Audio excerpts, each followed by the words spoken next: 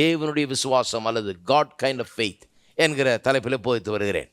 இதனுடைய பல்வேறு பண்புகளை நாம் பார்த்து வருகிறோம்.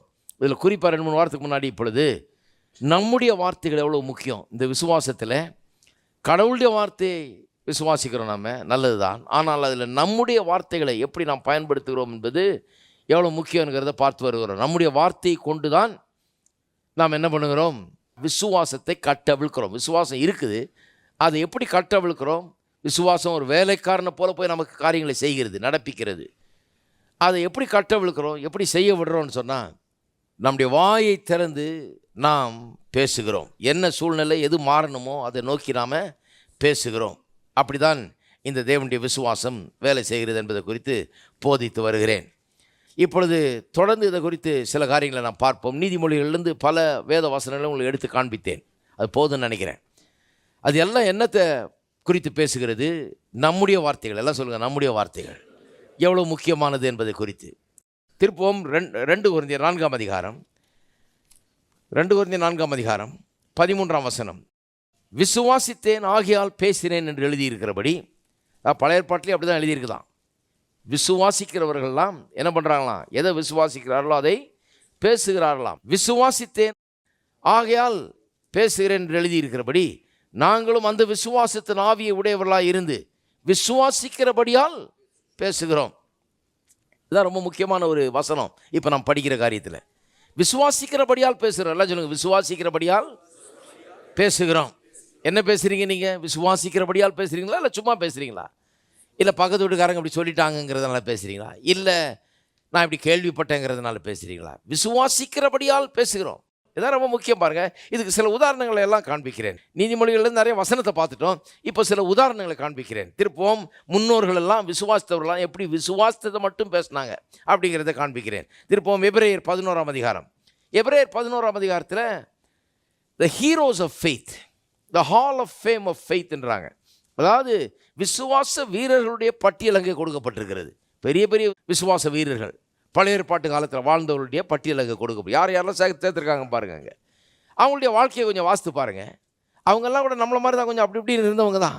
ஆனால் கொஞ்ச நாள் விசுவாசத்தை கற்றுக்கொண்டு எப்படி இதை செயல்படுத்த வேண்டும் என்று கற்றுக்கொண்டார்கள். கற்றுக்கொண்டு அப்புறம் அதில் உறுதியாக நிற்கிறாங்க. அதனால தான் பெரிய காரியங்களை அவர்கள் சாதிக்க முடிஞ்சது. சாதாரண மனுஷர்கள் தான், ஆனால் விசுவாசத்தினாலே பிழைத்து கொண்டவர்கள் இவரெல்லாம். 11ஆம் அதிகாரத்துக்கு திருப்போம். 11ஆம் அதிகாரத்தில் 17ஆம் வசனத்தை நான் வாசிக்கிறேன் எங்களுக்கு, ஆபிரகாமுடைய விசுவாசத்தை பற்றி. மேலும் விசுவாசத்தினாலே ஆபிரகாம் தான் சோதிக்கப்பட்ட போது ஈசாக்கை பலியாக ஒப்பு கொடுத்தான். அந்த கதை உங்களுக்கு தெரியும். ஈசாக்கை பலியாக ஒப்பு கொடுக்க சொல்கிறார் இல்லையா? காலையில் எந்திரிச்சு கிளம்புறான். கிளம்பிட்டு மலை அடிவாரத்துக்கு போன உடனே அவன் கூட வந்த வேலையாட்களை பார்த்து என்ன சொல்கிறான், நானும் என்னுடைய குமாரனும். 22ஆம் அதிகாரம் ஆதியாகமத்தில் 5ஆம் வசனத்தை பார்த்தீங்கன்னா சொல்கிறான், நானும் பிள்ளை ஆண்டானும் போய் கர்த்தருக்கு பலியெல்லாம் செலுத்திட்டு கர்த்தரை ஆராய்ச்சிட்டு நாங்கள் திரும்பி வருவோன்றான். ஆனால் போகிறது எதுக்கு போகிறான்? இவனை கொன்று இவனை பலியிடுறதுக்கு. ஆனால் என்ன சொல்கிறான், நானும் என் பிள்ளை ஆண்டாலும் போயிட்டு நாங்கள் 2 பேரும் திரும்பி வருவோம். எப்படி பேசுகிறான் பாருங்கள். எதை விசுவாசிக்கிறானோ அதுதான் பேசுகிறான், வேறு எதையும் பேசலை.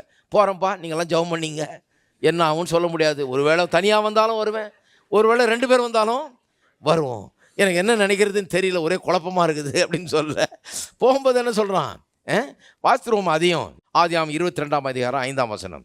அப்பொழுது ஆபிரகாம் தன் வேலைக்காரரை நோக்கி, பாருங்க, குமாரனை கூப்பிட்டு பலியிட போகிறான். போகிற வழியில் சொல்கிறான் தன் வேலைக்காரரை நோக்கி, நீங்கள் கழுதையை நிறுத்தி இங்கே காத்திருங்கள், நானும் பிள்ளை ஆண்டானும் அவ்விடம் மட்டும் போய் தொழுது கொண்டு உங்களிடத்திற்கு திரும்பி வருவோம். எவ்வளோ நிச்சயமாக சொல்கிறான் பாருங்கள். நானும் பிள்ளை ஆண்டானும் அவ்விடத்துக்கு போய் கர்த்தரை தொழுது கொண்டு உங்களிடத்திற்கு திரும்பி வருவோம். அவன் சொல்ல, உபவாசம் பண்ணி ஜெபம் பண்ணுங்கப்பா, யாரும் சாப்பிட போயிடாதீங்க, எங்களுக்காக கண்ணீரோடு ஜெபம் பண்ணுங்க, என்ன நடக்க போகுதுன்னு தெரியல, கண்ணீர் விடுங்க எங்களுக்காக, நாங்கள் அதுக்குள்ளே போய்ட்டு கிடையாது. அவனுக்கு நிச்சயமாக தெரியுது, நான் போயிட்டு பிள்ளையாண்டானை கூப்பிட்டு போயிட்டு நானும் பிள்ளையாண்டானும் திரும்பி வருவோம். எதை விசுவாசிக்கிறானோ அதை மட்டும்தான் பேசுகிறான். என்ன விசுவாசித்தான் அவன்? திரும்பி போவோம் எபிரேயர் 11க்கு. என்ன விசுவாசித்தான்? 18ஆம் வசனம் பாருங்கள். 17 இப்போ வாசித்தேன், 18 பாருங்கள். ஈசாக்கினிடத்தில் உன் சந்ததி விளங்கும் என்று அவனோடு சொல்லப்பட்டிருந்ததே. அப்போ என்ன விசுவாசிக்கிறான்? கர்த்தர் இவனை கொண்டு போய் பலியிடுன்னு சொன்னாலும் கர்த்தர் என்ன சொல்லியிருக்காரு, இவன் மூலமாக தான் அவன் சந்ததி விளங்கும், இவன் மூலமாக ஒரு சந்ததி உண்டாகி அதன் மூலமாக ரட்சகரே வரப்போகிறார். இதெல்லாம் அறிவிச்சிட்டார் கர்த்தர் அவனுக்கு. இது அவனுக்கு தெரியும். இவன் மூலமாக தான் சந்ததி விளங்கும். இஸ்மேல் மூலமாக அல்ல, இவன் மூலமாக தான் விளங்கும். இவன் மூலமாக சந்ததி விளங்கும் என்று சொல்லப்பட்டிருந்ததே. இப்படிப்பட்ட வாக்கு தத்தத்தை பெற்றவன், எல்லாரும் சொல்லுவோம், இப்படிப்பட்ட வாக்கு தத்தத்தை பெற்றவன். இப்படி ஒரு வாக்கு தத்தம் இருந்ததுனால வாக்கு தத்தத்தின் மேலே எப்படி நம்புறான் பாருங்க. இப்படி ஒரு வாக்கு தத்தத்தை பெற்றவன் மரித்தோரிலிருந்து எழுப்ப தேவன் வல்லவராயிருக்கிறார் என்று எண்ணி தனக்கு ஒரே பேரானவனையே பலியாக ஒப்பு கொடுத்தான். மரித்தோரிலிருந்து அவனை பாவனையாக திரும்பவும் பெற்று, எப்படி சொல்லியிருக்கு பாருங்க, பலியாகவே ஒப்பு கொடுத்துட்டான். அவனை பொறுத்த வரைக்கும் கொன்னுடலான்னு தீர்மானிச்சிட்டான், அவ்வளோதான். முடிஞ்சது. அவன் மைண்டை பொறுத்த வரைக்கும் கத்த சொன்னார், பலி இட்டுடலாம், நடந்து முடிஞ்ச மாதிரி அவன் எண்ணிட்டான். ஏன்னா ஏன்? ஈசாக்கின் மூலமாக சந்ததி விளங்கும் என்று சொல்லப்பட்டிருக்கிறது. இப்படிப்பட்ட ஒரு வாக்கு தத்தத்தை பெற்றவன் மரித்தோரிலிருந்து எழுப்ப தேவன் வல்லவராயிருக்கிறார் என்று எண்ணி ஏன் மரிக்க ஒப்பு கொடுக்குறான் குமாரனை? ஏன் தன்னுடைய மனதில் அப்பேற்பட்ட ஒரு தீர்மானத்தை எடுத்துட்டான்? அவன் ஒரு வாக்கு தத்தத்தை நம்பி இருக்கிறான். அது என்ன வாக்கு தத்தம்? இவன் பேரில் உன் சந்ததி விளங்கும், இவனிலே உன் சந்ததி விளங்கும் என்று அவனுக்கு சொல்லப்பட்டிருக்கிறது. ஈசாக்கு இடத்தில் உன் சந்ததி விளங்கும்னு அதை நம்பி இருந்ததுனால கொன்று பலி ஆக்கிட்டாலும், தகன பலியிட்டு அவனை சாம்பலாக எரிச்சு போட்டாலும், அங்கே கர்த்தர் அந்த சாம்பல்லேருந்து மறுபடியும் ஈசாக்கை எழுப்பி தன் கையில் கொடுப்பாருங்கிறத அவன் விசுவாசித்தான். அதை விசுவாசிக்கிறது லேசான காரியம் இல்லை. நீ செய்வீங்களா? லேசான காரியம் இல்லை. அதுதான் எனக்கு ஆச்சரியமாக இருக்குது. இந்த ஆபிரகாம்ன்ற ஆளை எனக்கு ரொம்ப பிடிக்குது பாருங்க. அதை திருப்பி திருப்பி வாசிக்கிட்டே இருக்கிறேன். அவரை விடுறதில்லை. அவர்கிட்ட எதாவது கற்றுக்கணும் நம்மளும். விசுவாசித்தது மட்டும் இல்லை, அதே தான் பேசுகிறான். வேறு எதுவும் பேச்சே கிடையாது. அப்படி இப்படின்னு அது இதுன்னு அங்கலாய்ப்பெல்லாம் கிடையாது. வேறு எந்த பேச்சு இருக்கிற மாதிரி தெரியல. வேறு அழுக கண்ணீர்லாம் இருக்கிற மாதிரி தெரியல, பயம் இருக்கிற மாதிரி தெரியல, சந்தேகம் இருக்கிற மாதிரி தெரியல. அதை மட்டும் பேசுகிறான். இப்போ வேலைக்காரத்தில் என்ன சொல்கிறது? நம்ம போயிட்டு திரும்பி வரோம். வழியில் குமாரன் கேட்குறான், நமக்கு கத்தி இருக்குது, விறகு இருக்குது, எல்லாம் இருக்குது, பலி எங்கேன்றான். சொல்கிறான், கர்த்தர் பார்த்துக்கொள்ள. மாற்ற மாட்டேன்றான் பேச்ச மாற்ற. அப்போ சொல்லியிருக்கலாம், தம்பி இப்போ தான் உன்கிட்ட சொல்லணும்னு யோசிச்சுட்டு இருந்தேன்ப்பா, உங்கள்கிட்ட சொல்லாமல் இது எப்படி நான் செய்கிறது, ஒன்றை தான் பலியாட போகிறேன் நான். போனா திரும்பி வருவியோ என்னன்னு தெரியாது எனக்கு. ஏன் அங்கெல்லாம் இப்போ ஏன் கேட்குறேன்னு சொல்லியிருக்கலாம். நான் சொல்கிறான், இல்லை கர்த்தர் பார்த்து கொள்வார். என்ன பாருங்கள், அப்படியே கன்சிஸ்டண்ட்டாக இருக்கும். அதான் அப்படி விசுவாசம். விசுவாசம் ஏன் வேலை செய்யுதுன்னா எந்த கீரை போடணுமோ அந்த கீரை போடுறான், எதை அழுத்தணுமோ அதை அழுத்துறான், எந்த பட்டன் அழுத்தணுமோ அதை அழுத்துறான். எப்படி போட்டால் வண்டி ஓடுமோ அப்படி ஓட வைக்கிறான். அதனால தான் பாருங்கள், அவன் விசுவாச வீரரில் பட்டியலில் சேர்க்கப்பட்டிருக்கிறான். இருக்கீங்களா? உன்னை நம்புகிறான், அதே தான் பேசுகிறான். இங்கேருந்து பிரயாணம் பண்ணுற வரைக்கும், போகிற வரைக்கும், ஏறுற வரைக்கும், வேலைக்காரன் இடத்துலையும் சரி, தன்னுடைய மகன் இடத்துலையும் சரி, எல்லார்ட்டையும் அதே தான் பேசிகிட்டு இருக்கிறான். எதை விசுவாசிக்கிறானோ அதே தான் பேசுகிறான். நீங்கள் எப்படி பேசுகிறீங்க? உங்கள் வீட்டில் கர்த்தர் உள்ள தேவையிலெல்லாம் சந்திப்பார்னு சொன்னால் என்ன பேசணும்? ஒன்றும் இல்லை பிரதர், என் மனைவி கிட்ட தான் அப்படி சொல்லிட்டு இருந்தேன் ஒன்று, அதுதான் சொல்லக்கூடாது. ஏன்னா உங்கள் மனைவி கிட்ட நீங்கள் சொன்னோன்னா அவங்களுக்கும் அவிசுவாசமும் பயமும் உண்டாயிடுது. நீங்கள் சொன்னதுனால என்ன நடக்க போதோ தெரியல, சாப்பாடு எங்கேருந்து வரும்னு தெரியவே இல்லை. அப்படி சொல்லக்கூடாது. ஏன்னா அவங்க உங்கள்கிட்டேருந்து ஒரு நல்ல வார்த்தையை கேட்கணும்னு விரும்புகிறாங்க. என்ன வார்த்தையை கேட்கணும்னு விரும்புகிறாங்க? கர்த்தர் நம்மளை கைவிட மாட்டார், கர்த்தர் நமக்கு சகாயர், கர்த்தர் நம்முடைய தேவையெல்லாம் சந்திப்பார், நமக்கு ஒன்றும் தீமை நடக்கவே நடக்காது, கர்த்தர் நமக்கு எல்லாவற்றையும் நன்மையாக செய்வார், பயப்படாத. கர்த்தர் என்ன பேசுகிறாரோ அதே தான் பேசணும். நீங்கள் இப்போ நீங்கள் என்ன பேசுகிறீங்க? கர்த்தர் பேசுகிறத பேசுகிறீங்க. இல்லை பிரதர், ஒரே வேதனையாக இருந்துச்சு அதான் பேசுனேன். அதுக்கு ஒரு சாதாரண ஆள் போதும். இதுக்கு ஒரு பைபிள் தேவையில்லை, ஒரு சபை தேவையில்லை, ஏர் கண்டிஷன் தேவையில்லை, இதுக்கு ஒரு பிரசங்கியார் படிச்சுட்டு வந்து பிரசங்கம் பண்ண வேண்டியதில்லை, இதுக்கு ஒன்றும் தேவையில்லைங்க. இதுக்கு இந்த கேமராலாம் வச்சு படம் எடுத்து இது வெளியே போட வேண்டியதில்லை. நீங்கள் இருக்கிறதே சொல்லிகிட்டு இருந்தீங்கன்னா என்ன நடக்க போகிறது என்று சொல்கிறதுக்கு தான் ஆள் தேவை. அதை விசுவாசிக்க, எல்லா எதிர்மறையான சூழ்நிலையின் மத்தியிலும் அதை விசுவாசித்து அதையே பேசுவேன், வேறு எதையும் பேச மாட்டேன் நிற்கிறாள் தான். அதுதான் சரி, அதுக்கு தான் சபை, அதுக்கு தான் போதகர், அதுக்கு தான் ஆவியானவர், அதுக்கு தான் இப்படிப்பட்ட ஒரு செட்டப்பெல்லாம் இருக்குது. ஏன்னு சொன்னால் இது மேன்மையான ஒரு காரியம், ஜனங்களுடைய வாழ்க்கையை மாற்றக்கூடிய ஒரு காரியம். இது அது உங்களுடைய சூழ்நிலையெல்லாம் மாற்றும். இருக்கீங்களா? இன்னொரு உதாரணத்தை பார்ப்போம். அதிலே பாருங்கள், எபிரேயர் 11ஆம் அதிகாரத்திலேயே 20ஆம் வசனத்தை பார்ப்போம். விசுவாசத்தினாலே ஈசாக்கு, ஒரு முறை ஆரம்பிக்கும் போது பாருங்கள், விசுவாசத்தினாலே ஆரம்பிக்கிறது. ஈசாக்கு வருங்காரியங்களை குறித்து யாக்கோபையும் ஏசாவையும் ஆசீர்வதித்தான். எல்லாம் சொல்லுங்க, வருங்காரியங்களை குறித்து. வருங்காரியங்களை குறித்து யாக்கோவையும் ஏசாவையும் என்ன பண்ணானா ஈசாக்கு, அவங்க அப்பன் குணம் அப்படியே வந்துருச்சு பாருங்கள். இவனுக்கும் நாளைக்கு என்ன நடக்க போகிறதுன்றதை பற்றி சொல்லி ஆசீர்வதிக்கிறான். கர்த்தருடைய வாக்குத்தத்தங்களை விசுவாசிக்கிறான். கர்த்தர் தகப்பனாகிய ஆபிரகாம் ஆசீர்வதித்திருக்கிறார். இந்த ஆசீர்வாதம் சந்ததி சந்ததியை தொடரும்னு நம்புகிறான்.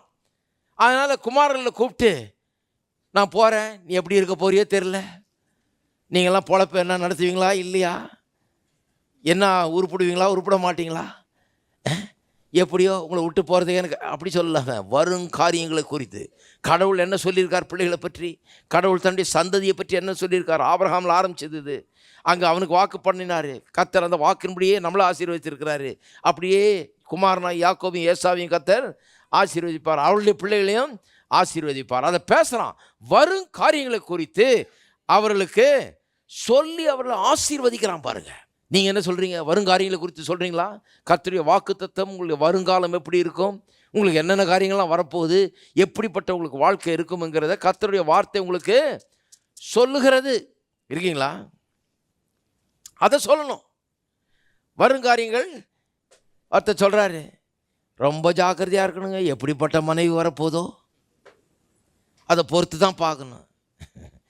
ஏற்கனவே பைபிளில் ஃபோர்காஸ்ட் கொடுத்துருக்குது. அவள் திராட்சை செடியை போல் இருப்பா, கொடியை போல் இருப்பான்னு. அப்படி தான் இருப்பா. அப்படி சொல்கிறது தானே. இப்போ இல்லைங்க, யாரு கண்டா, என் பெரியப்பா மகனுக்கு அப்படி தான் கட்டி வச்சாங்களாக்கும். அது திராட்சை கொடியாது, அது கொடிய நோய் மாதிரி இருக்குது.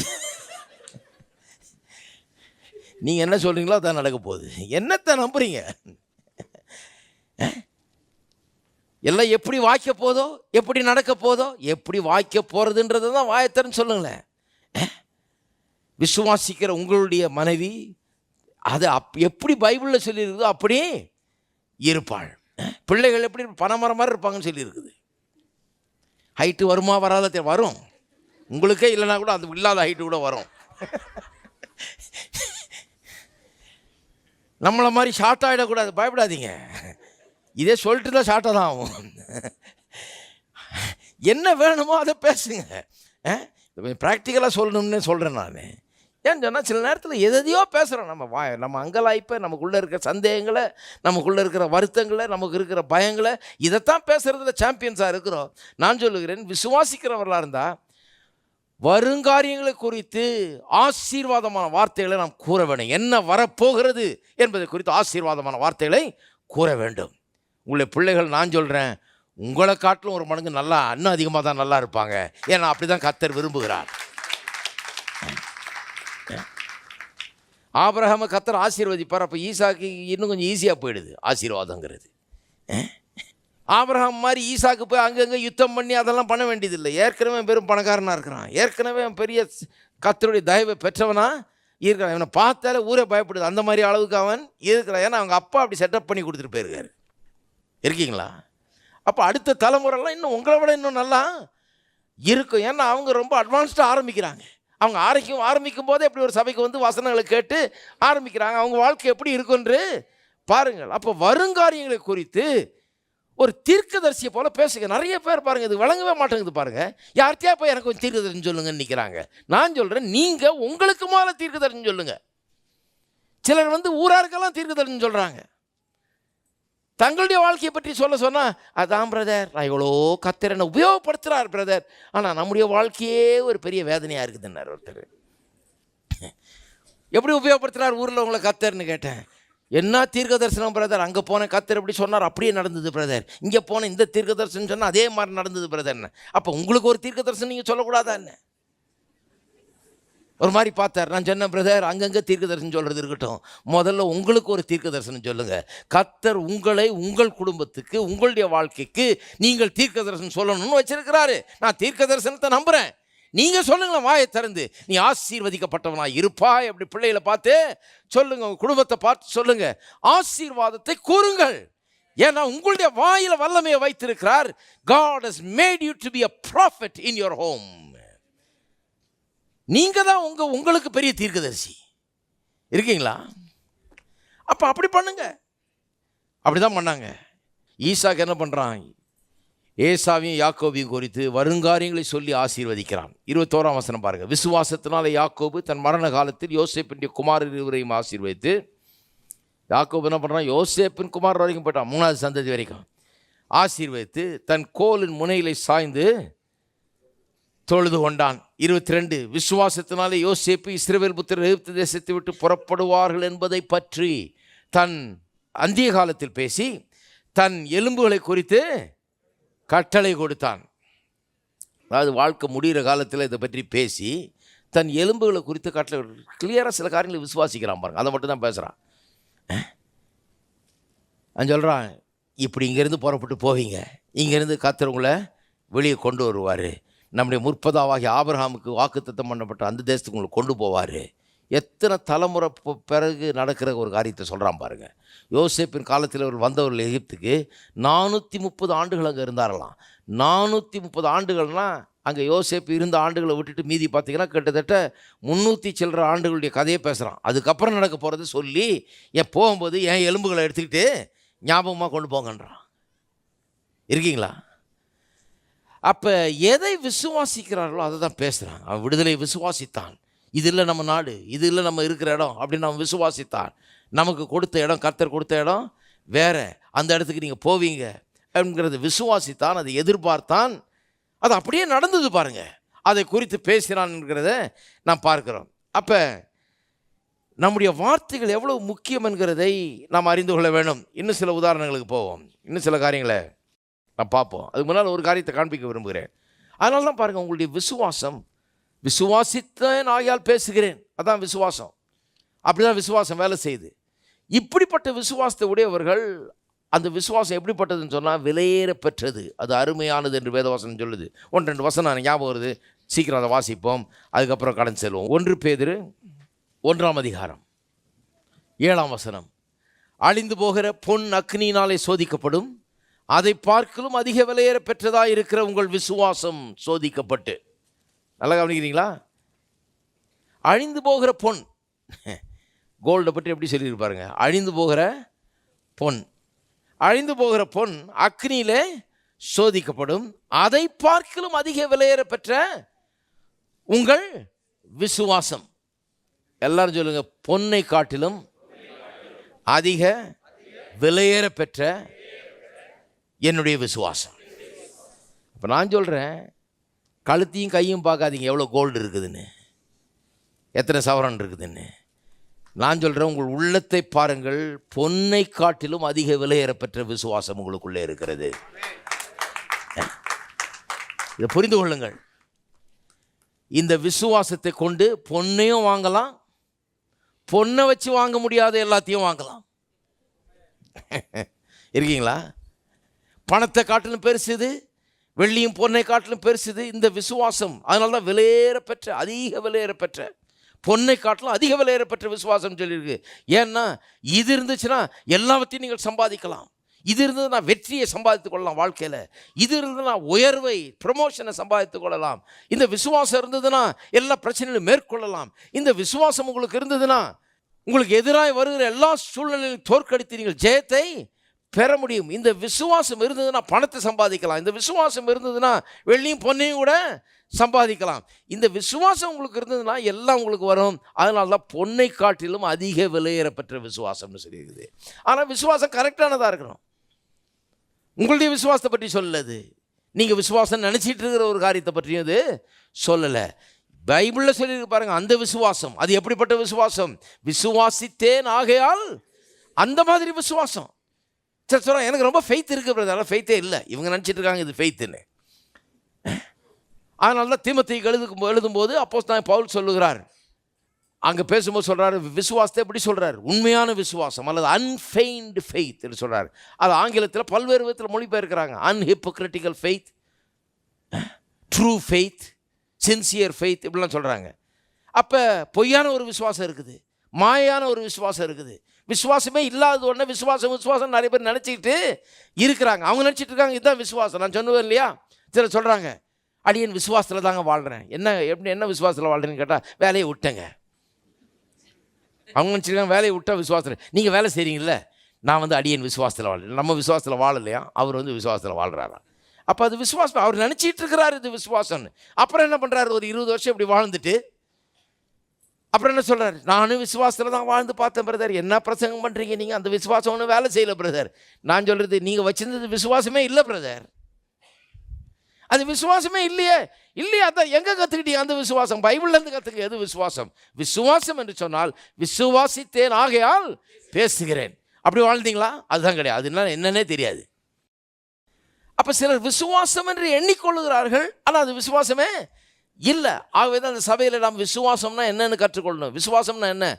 எதை நாம் விசுவாசிக்கிறோமோ அதை பேசுகிறோம். இருதயமும் வாயும் ஒரே ஒருங்கிணைந்த மாதிரி செயல்படுது. உள்ளத்தில் ஒன்றை விசுவாசிக்கிறோம், அது மட்டும்தான் வாயிலிருந்து வருது. சூழ்நிலை 1000 வித்தியாசமானதாக இருக்கலாம், சூழ்நிலை எதிர்மாறானதாக இருக்கலாம், சூழ்நிலை கஷ்டமானதாக இருக்கலாம், நாம் விசுவாசிக்கிறதுக்கு நேர்மாறாக இருக்கலாம். ஆனால் நாம் என்ன பண்ணுறோம்? எதை விசுவாசிக்கிறோமோ அதை மட்டும்தான் பேசுகிறோம். அப்படி தான் அந்த சூழ்நிலையை மாற்றுறோம். இருக்கீங்களா? அப்போ அப்படிப்பட்ட ஒரு விசுவாசம் உங்களுக்குள்ளே இருந்ததுன்னா அதை தான் சொல்லியிருக்குது விலையேற பெற்ற விசுவாசம். அது எவ்வளோ விலையேற பெற்ற விசுவாசம்? பொன்னை காட்டிலும் அதிக விலையேற பெற்ற விசுவாசம். அதை சோதிக்கலாமா? சோதித்து பார்த்தீங்கன்னா என்ன சோதனை வந்தாலும் அந்த விசுவாசத்தை ஜெயிக்க முடியாது. இது எல்லாத்தையும் ஜெயிக்கும், எல்லா சோதனையும் ஜெயிக்கும். அதான் சொல்லியிருக்கு பாருங்க, அழிந்து போகிற பொன் அக்னியிலே சோதிக்கப்படும், அதை பார்க்கலும் அதிக விலையேற பெற்றதாக இருக்கிற உங்கள் விசுவாசம் சோதிக்கப்பட்டு இயேசு கிறிஸ்து வெளிப்படும் போது உங்களுக்கு புகழ்ச்சியும் கனமும் மகிமையும் உண்டாக காணப்படும். இந்த விசுவாசத்தை வச்சுருக்கீங்கன்னா தோல்வியே கிடையாது. இந்த விசுவாசம் தான் ஜெயந்தான். சோதிக்கலாமா? அந்த விசுவாசத்தை சோதிக்கலாம்.